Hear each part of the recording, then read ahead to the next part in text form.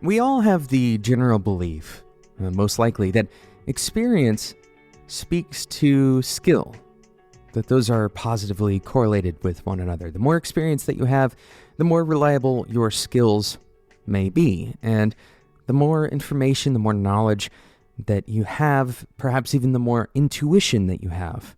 This is generally true. As we experience things, we categorize and we filter and we file those experiences away so that when we recognize future experiences, we know what to do. And this is really kind of the process of learning. Learning is really based on your experiences. But experiences are not just about climbing a single ladder, right? And that's what we're talking about in today's episode. We're going to talk about some of the ways that experience actually makes you a worse programmer, and what that means both for you as an experienced programmer or for you as an inexperienced programmer. My name is Jonathan Cottrell, and you're listening to Developer T, and my goal on this show is to help driven developers connect to their career purpose so they can have positive influence on the people around them. Today's episode does not have a sponsor, and in lieu of that, I'd like to encourage you to subscribe in whatever podcasting app you use. Let's jump into today's topic about experience. As you gain experience, and this is really kind of a fundamental thing that your brain does, not just for developers, but for everybody and everything. As you gain experience, you start creating schemas. This is the way your brain works. It creates schemas. And you begin to categorize those experiences so that when you see something similar in the future, you have experiences to draw on. So you did X in response to this particular situation that looks similar, and Y was the result. And so if you were to do X in this situation, then you can likely expect something similar, something like Y. And as you gain more experience, your schemas become more detailed. They become more nuanced. They become more functional. Instead of looking at a situation and trying to categorize it, you start maybe looking at the features of that situation, the various aspects, breaking it down and creating kind of these sub-schemas. Some of this I'm kind of making up, but you get the idea here. As we have experiences, we begin to catalog those experiences. You can think about this as kind of like a dictionary or a deeply nested structure in your brain with a very complicated and complex way of traversing that structure and acting on whatever it is that you find in the future. And so these schemas are incredibly important, and most of what we do as developers is reliant on this structure, this experience schema structure. But there are some drawbacks to it. As we gain experience, two things may happen that are drawbacks of that experience. The first thing that may happen is those pathways are traveled so often that we might put it on some form of autopilot. Those reactions almost become unconscious reactions. So you may have kind of these immediate if this, then that responses to those situations. And again, this can be really valuable, but it can also limit you. When you may reach for an immediate solution because it's built in so deeply ingrained, someone with less experience may do something different. They may think a little bit slower about that particular problem, about that particular scenario, and then choose a different route than you would have chosen. So that's the first thing that may happen. You may go on autopilot. The second thing that may happen is very similar to the first thing. As you begin to build the schema out, you may leave out entire pathways that otherwise could and perhaps even should have been traveled. This concept is essentially like a blind spot. So even if you aren't totally on autopilot, you may have a classification of solutions for a given problem, right? And that classification doesn't really cover the whole spectrum. And so you end up with blind spots as a result of this. Your brain can't really create, all of the possible pathways, and of course it can't. We can't expect our brains to do that. But as a beginner starts on this path, they don't have the schema built up.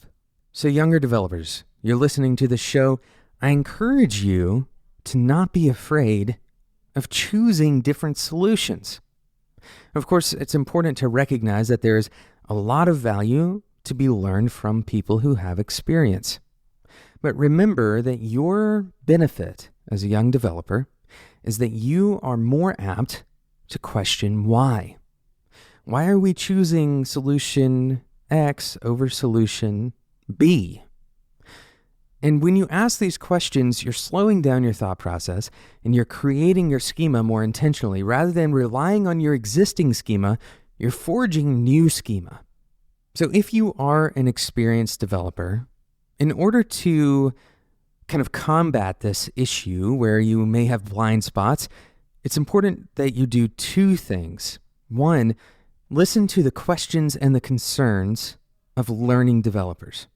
If you're an expert, then having the questions reposed to you that you haven't asked maybe even in years, these same questions, allowing those questions to be asked and considering the answers slowly, intentionally slowing down. And I would even recommend doing something like telling yourself out loud that I'm going to think about this thoroughly. I'm going to think slowly about this idea. This will allow you to challenge your schema. And it's important that you keep this learning mindset, not just because, maybe your schema is wrong. That's not really the point. The point is that blind spots can cause problems as you collaborate with other developers, especially if you're in a company where you have new people onboarding all the time.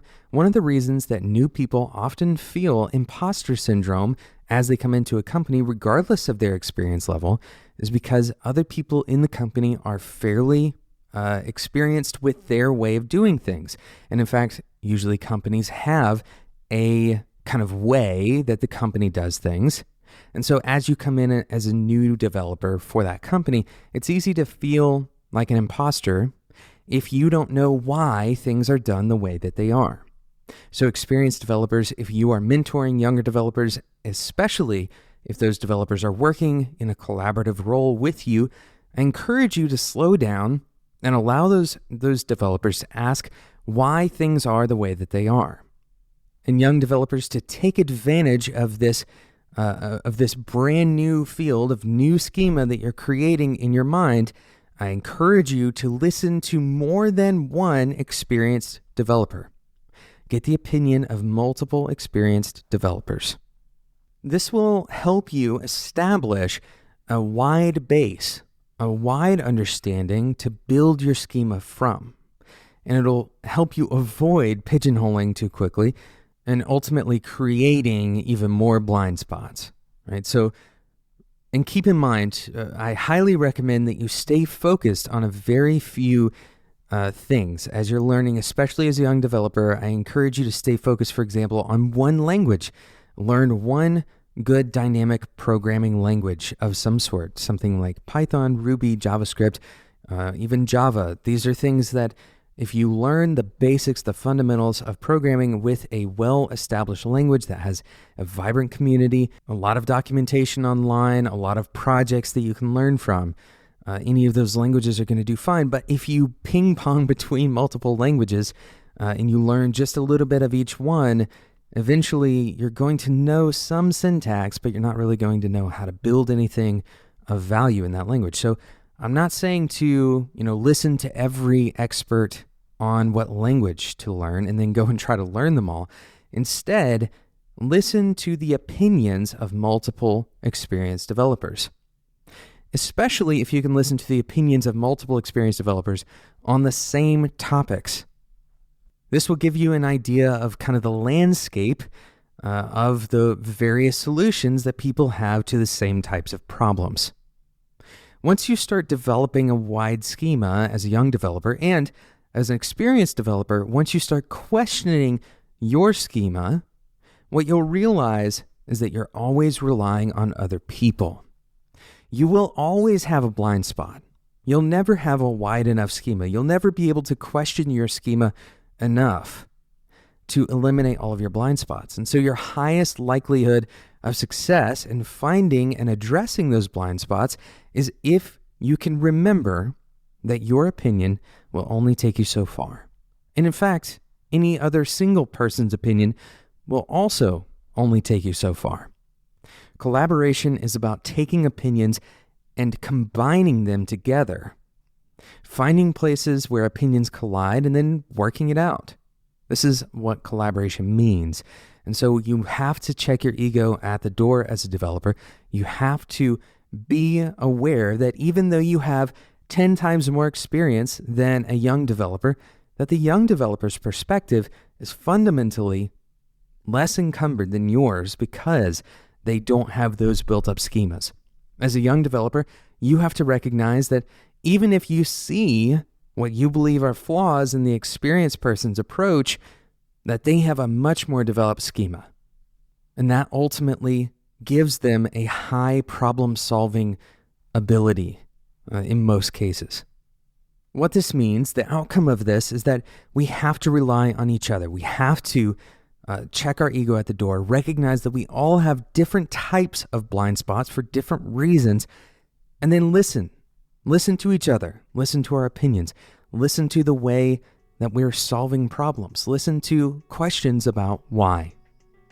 Thank you so much for listening to today's episode of Developer Tea. To those of you who have left a review on iTunes, this is a huge help, not only in helping me direct the show's content and to make this a more useful and valuable show for people who listen to it, but also to help other developers find the show and decide if they also want to listen to it. Thank you so much for listening. If you haven't subscribed, I encourage you to subscribe in whatever podcasting app you're using right now. Until next time, enjoy your tea.